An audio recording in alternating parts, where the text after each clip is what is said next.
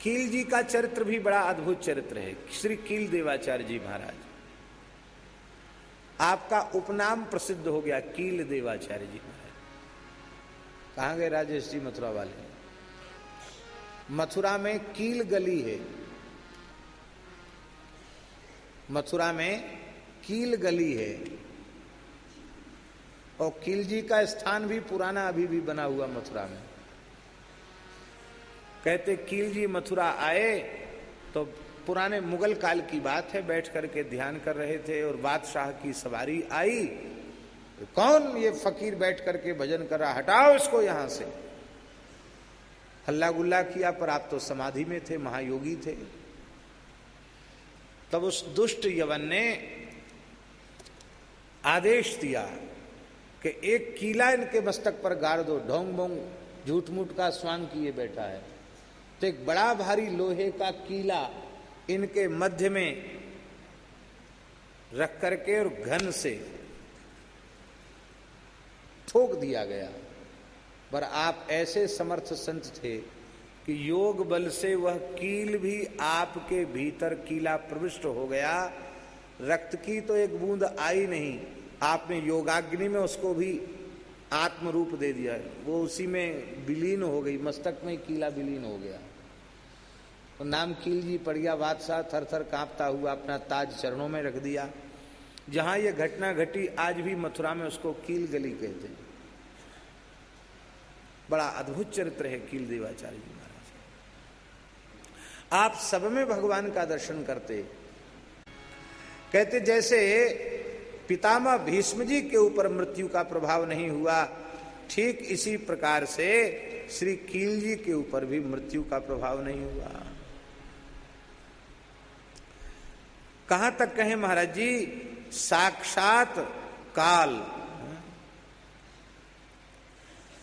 वो काल भी, सर्प तो जो है काल ही है एक प्रकार से, भयंकर काला सर्प, उसने आपको डस लिया। तो लोग घबरा गए, करे राम राम, अब तो सर्प ने डस लिया है, क्या होगा? आपने कहा कोई चिंता मत करो। क्यों?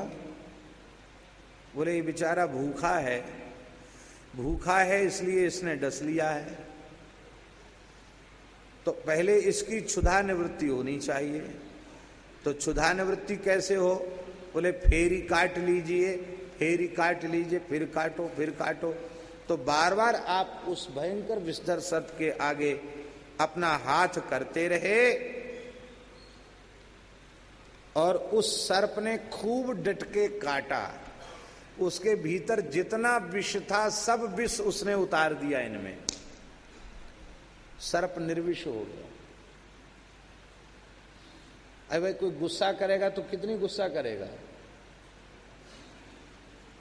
वो क्रोध का जितना स्टॉक उसके भीतर था सब खर्च कर दिया उसने। अब बेचारा क्या कहां तक गुस्सा करे?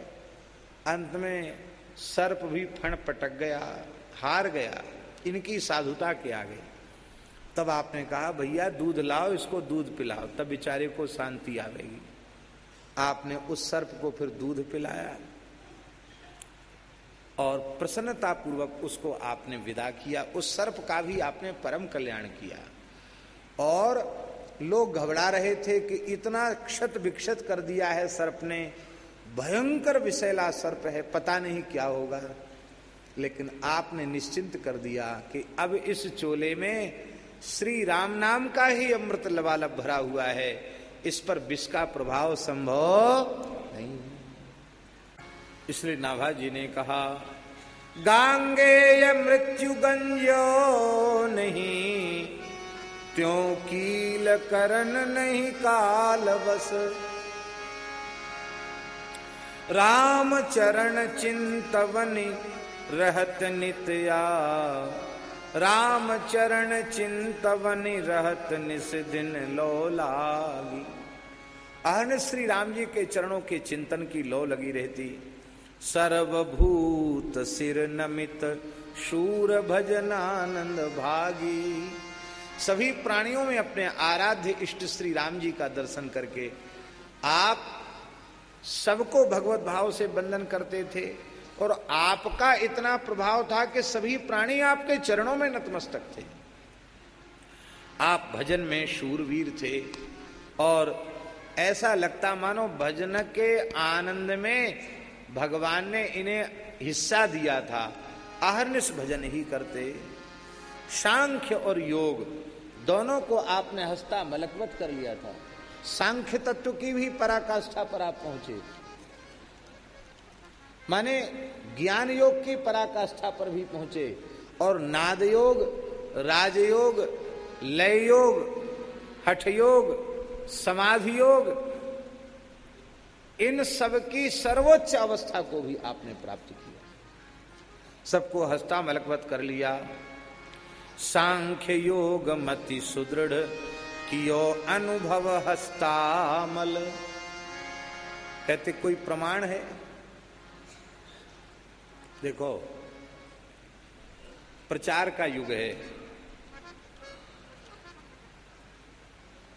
हम भी पद्मासन साध के शांभवी मुद्रा में किसी जंगल में, किसी पहाड़ के पास, किसी प्राकृतिक दृश्य में आंख मूंद करके फोटो खिंचा सकते हैं और प्रचार भी करवा सकते हैं। महाराज जी तो अमुक जंगल में वर्षों तक समाधि में लीन रहे, तब वहां से फिर भगवान की आज्ञा हुई, तब वो धरती पर थोड़े आए। प्रचार का युग है, सब कुछ किया जा सकता है। लेकिन आंख मूंद कर फोटो खिंचा लेने से कोई योगी नहीं बन जाता है।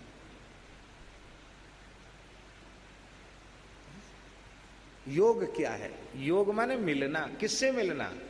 जीवात्मा परमात्मा के मिलन का ही नाम योग है।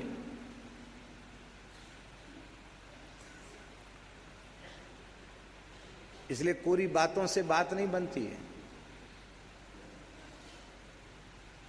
ब्रह्म सूत्र में भगवान व्यास ने यह स्वीकार किया है कि मनुष्य के शरीर में 100 नाड़ियां होती हैं।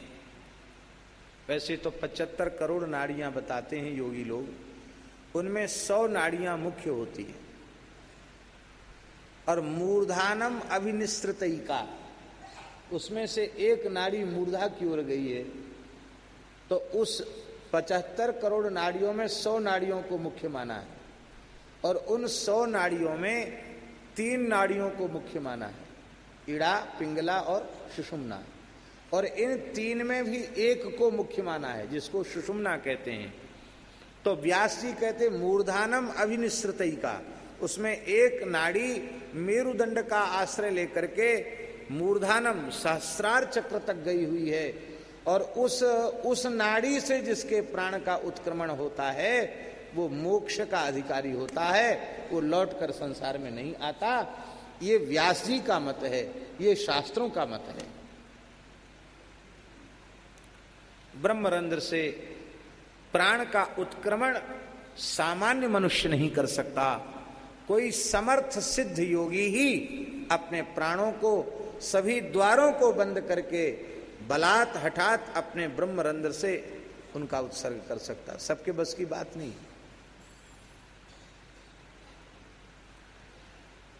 तो हमारे कहने का मतलब कि कील देवाचार्य जी खाली फोटो खिंचाने वाले योगी नहीं थे। उन्होंने तो सब संतों की सभा बुलाई, और सब संतों की सभा बुला करके कहा आप लोग बैठो, अब हम भगवान के यहां जा रहे हैं। एक महान सिद्ध योगी को कैसे देह त्याग करना चाहिए, एड़ी से अपने मूलाधार चक्र को अवरुद्ध करके सिद्धासन की पद्धति से बैठ करके और क्रमशः योग धारणा करते हुए आपने हजारों संतों के मध्य बैठ करके ब्रह्मरंध्र से प्राणों का उत्क्रमण करके भय हरितन करनी बल, अपनी करनी के बल से भगवत स्वरूप आप हो, आपने मोक्ष लाभ, नित्य साकेत को, त्रिपाद विभूति भगवान के नित्य धाम को आपने प्राप्त किया। सांख्य योग मति सुदृढ़ कियो अनुभव हस्तामल, ब्रह्मरंध्र करी गौन, भय हरि तन करनी बल। आपका जन्म गुजरात में एक विप्र परिवार में हुआ था। आपके पिता का नाम था पंडित श्री सुमेर देव जी महाराज। नाभाजी कह रहे हैं, सुमेरु देव सुत जग विदिता,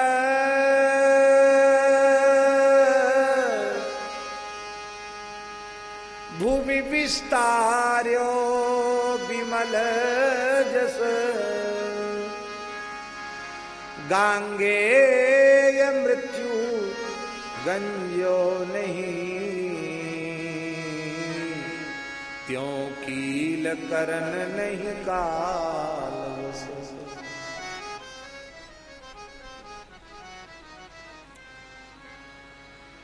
संतों के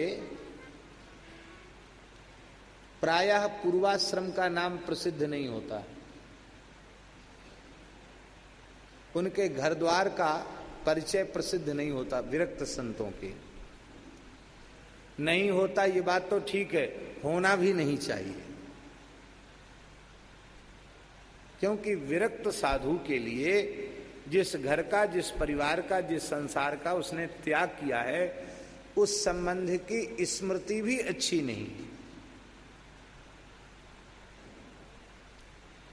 कभी कोई प्रसंगवश कोई बात निकल जाए तो बात अलग है, अन्यथा विरक्त साधु को संसार की स्मृति से बचना नहीं करनी चाहिए। अपने घर द्वार का परिचय नहीं देना चाहिए। अब हमसे पूछेगा तो हम क्या परिचय देंगे? साधु साई जो हमारा परिचय वही परिचय देंगे, कि हम ये बताएंगे कि हमारा अमुक गोत्र में अमुक परिवार में जन्म हुआ था, अमुक पांडे या अमुक अध्वर्यु हम हैं, ये थोड़ी परिचय देंगे। क्या परिचय देंगे? गुरु जी का, गुरुद्वारे का परिचय दिया जाएगा कि लौकिक परिचय दिया जाएगा? पर आपके पिता का परिचय प्रसिद्ध हो गया संत समाज में कि आपके पिता का नाम पंडित सुमेरु देव था। कैसे पता चला? कहते एक समय की बात है, मथुरा में श्री कील जी पधारे थे। यमुना स्नान करके घाट पर बैठे थे, तिलक स्वरूप पधरा करके। वहां सत्संग चल रहा था और आमेर के नरेश महाराजा मान सिंह, उस समय जयपुर तो था ही नहीं, आमेर ही था, तो महाराजा मान सिंह आपके चरणों में बैठकर सत्संग कर रहे थे और भी अनेक साधक बैठे थे। भगवत भागवत चर्चा हो रही थी। इसी बीच में आपके पिताजी विमान में बैठकर भगवत धाम गए। वहां उनकी जन्मभूमि में शरीर छूटा होगा, तो विमान में बैठकर भगवत धाम जा रहे थे। विमान मथुरा होकर के निकला तो पिताजी ने कहा कि थोड़ा सा हम अपने पुत्र का दर्शन कर लें।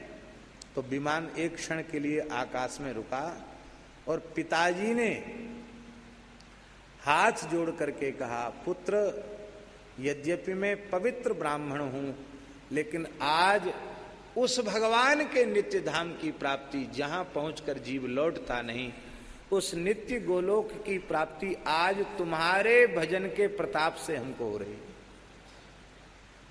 इसलिए हम ये कृतज्ञता ज्ञापित करते हैं कि पुत्र हो तो तुम्हारे जैसा हो, जिसके भजन से पिता को भगवान का धाम मिल जाए, वैकुंठ गोलोक साकेत मिले। तो अब पिताजी धन्यवाद दे रहे हैं, आशीर्वाद दे रहे हैं, कृतज्ञता ज्ञापित कर रहे हैं। तो आखिर कितना बड़ा विरक्त महात्मा हो, शरीर की उत्पत्ति में पिता का योगदान तो है ही, और पालन पोषण में, शिक्षा दीक्षा में पिता का योगदान है, तो हमें पिता का भी आदर करना चाहिए। इस भाव से कील जी प्रवचन करते करते आसन से उठ के खड़े हो गए और उन्होंने कहा कि पिताजी मेरा भी प्रणाम स्वीकार करें और वहां जाकर ठाकुर जी के चरणों में भी मेरा प्रणाम निवेदित करें। अब उठ कर के ये बात उन्होंने कही। जब ये बात कही तो मान सिंह बैठे थे, उन्होंने कहा पिताजी कहे कि आपने किसको कहा कि आप जा रहे हैं तो प्रेम से जाएं, हमारी भी दंडवत कह देना। जब राजा ने पूछा तो आपने कहा कि लगता है पिताजी का शरीर आज ही शांत हुआ होगा और वे ठाकुर जी के धाम को गए हैं, हमसे मिलते हुए गए। तब राजा ने पूछा आपका जन्म कहाँ का? अरे बोले साधुओं का जन्म जान के क्या करोगे? बहुत आग्रह किया तब आपने बता दिया। राजा तो राजा ठहरा, तुरंत उसने सूचना की और जब पता लगाया तो आपकी जन्मभूमि पर ठीक जितने समय पर पिताजी का श्री शांत हुआ था उसी दिन की उसी समय की बात है कि पिताजी का विमान में यहाँ दर्शन हुआ। तब संत समाज में ये बात प्रसिद्ध हो गई कि पंडित सुमेरु देव के को विमान में जाते हुए खिलजी ने दर्शन किया। और लोग तो नहीं देख सके क्योंकि उनकी दृष्टि वैसी नहीं थी, पर सबने देखा। इसलिए आपने अपने पिता की कीर्ति को भी उजागर किया। आप ठाकुर जी की सेवा कर रहे थे और पुष्प की डलिया में बेला के फूल थे। सुगंध का लोभी सर्प आकर बैठ गया। आपने जैसी फूल की डलिया में हाथ डाला उसने काट लिया। आपने कहा फेरी काट लीजिए, फेरी काट लीजिए। ऐसे ही कटायो बार तीन बार आपने सर्प से कटवाया, तब तक उसका विष खत्म हो गया। उसको भी आपने दूध पिलाया और दूध पिला करके उसे भगवत प्रेम दे करके कृतार्थ किया। सर्प को भी ज्ञान दे करके कृतार्थ किया। और जब आप भगवत धाम गए तो पूरे संत समाज को बुला करके और कहा कि यदि साधु जीना सिखा सकता है तो साधु मरना भी सिखा सकता है। मरना कैसे चाहिए ये उन्होंने सबके सामने मर के दिखाया, ऐसे मरना चाहिए। हमारे चतुस्संप्रदाय में श्री कील जी गलता पीठ पर विराजमान हुए और कील जी की परंपरा के संत ही वहां पीठ पर विराजमान होते रहे। ये जो अपना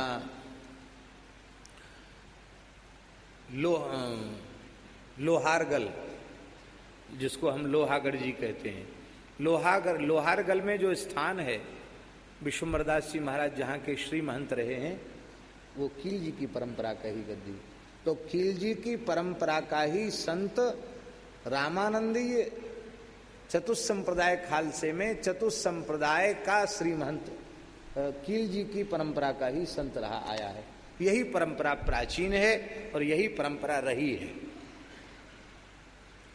बोलो भक्तवत्सल भगवान की जय। श्री रायमल जी का चरित्र भी अन्यत्र भक्तमाल में पहले नहीं आया है।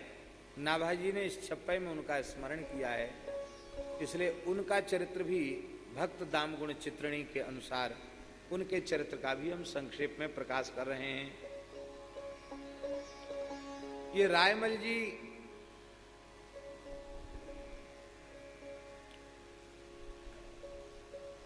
बड़े उच्च कोटि के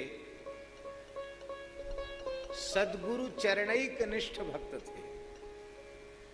कील देवाचार्य जी के चरणों में आपकी अनन्य निष्ठा थी। बहुत समय तक श्री गुरु महाराज के चरणों में रहकर उन्होंने उनकी सेवा की। इनकी साधुता ऐसी थी कि संत इनकी साधुता का वर्णन करते थे। बड़े बड़े संत इनका सम्मान करते थे। इनके गुरुदेव ने कील देवाचार्य जी ने श्री रायमल जी को आज्ञा दे दी कि अब आप विचरण करो, आप सिद्ध हो चुके हो, परिपक्व हो चुके हो, अब आप विचरण करो। ये विचरण करने लगे। एक समय की बात है, एक बगीचे में बैठ करके आप अपने ठाकुर शालिग्राम जी की सेवा की, चरणामृत ग्रहण किया और फिर मानसी में श्री सीताराम जी की सेवा करने लगे, क्योंकि मानसी में आप निरंतर अष्टयाम सेवा के भाव में डूबे रहते थे। आप बैठ करके बगीचे में भजन करने लगे और होली का दिन था, होली के दिन थे। होली में तो महाराज सब उद्दंड हो ही जाते हैं, सज्जन भी कुछ न कुछ चंचलता करने लग जाते हैं। तो होली में प्रायः उद्दंड लोग हो जाते हैं। बच्चे तो उद्दंड प्रकृति के थे ही, वो आपके ऊपर धूल मिट्टी डालने लगे। आप कुछ नहीं बोले, आंख मूंद कर बैठे रहे। तब उन लोगों ने क्या किया, तो पहले तो धूल मिट्टी डाल रहे थे, अब उन्होंने ईंट पत्थर बरसाना शुरू कर दिए। बच्चे तो बच्चे,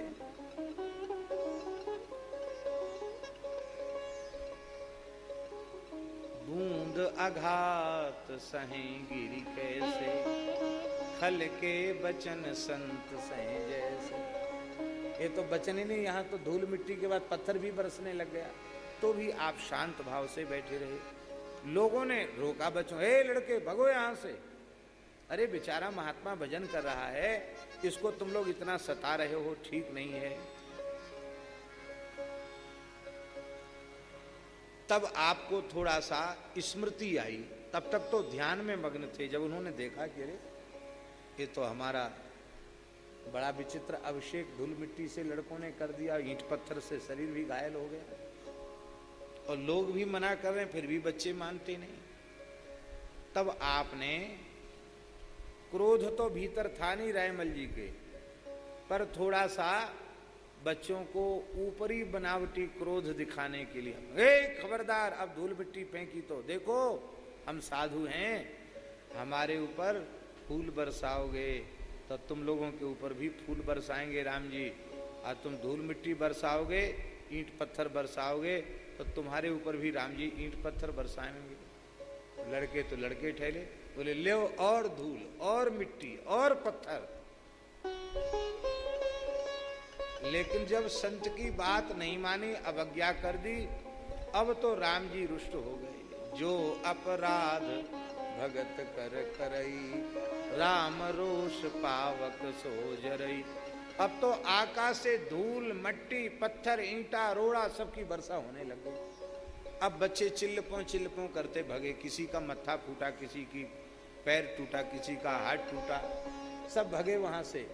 और जितने लोग थे उनको भी पिटाई घली। उनको पिटाई क्यों घली, कि तुम लोग मने कर रहे हो, पर तुम लोगों ने बच्चों में अच्छे संस्कार क्यों नहीं दिए। इतने उद्दंड लड़के साधु को देख के ऐसा व्यवहार कर रहे हैं। तो वो लोग भी महाराज सब से धूल मिट्टी बरसने लगी। अब तो बड़े बूढ़े गांव के लोग हाहाकार करते हुए आपकी शरण में आए। तो आपने कहा, राम जी हमारा बिल्कुल मन में अन्यथा भाव नहीं है, हमने तो ऊपर ऊपर से कह दिया था इनको डराने के लिए कि फूल बरसाओगे तो फूल बरसेंगे, और धूल बरसाओगे तो धूल मिट्टी बरसेगी, पत्थर बरसाओगे तो पत्थर बरसेंगे। तो आपने हमारी वाणी को सत्य कर दिया, हम तो ऐसे ही कहा था। अब आप दया करो, यदि मेरे मन में किसी भी धरती के किसी प्राणी के प्रति किंचित भी द्वेष भाव न हो, तो आप इनके ऊपर कृपा करें। जैसे ही आपने प्रार्थना की है, उसी समय महाराज धूल मिट्टी गिरना बंद हो गया। अब तो सबने चरणों में प्रणाम किया और कहा, महाराज अब तो आप इसी बगीचे में कुछ दिन विराजें।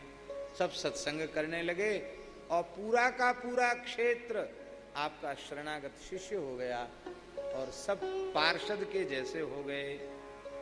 इसलिए तब जानी पर चो लोग सब ही, क्षमा अरज करंत, जन राय मल तब क्षमा कीनी, दूरी वृष्टि हरंत। यह भांति अद्भुत राय मल सो, भयो जग में ख्यात, गुरुदेव सुनि यह छाप दीनी, सो बखानी बात। गुरु जी ने कहा, तुम तो भगवत पार्षद ही हो। ये श्री बाबा बालक राम जी महाराज ने ये भक्त दामगुण चित्रिणी में वर्णन किया है।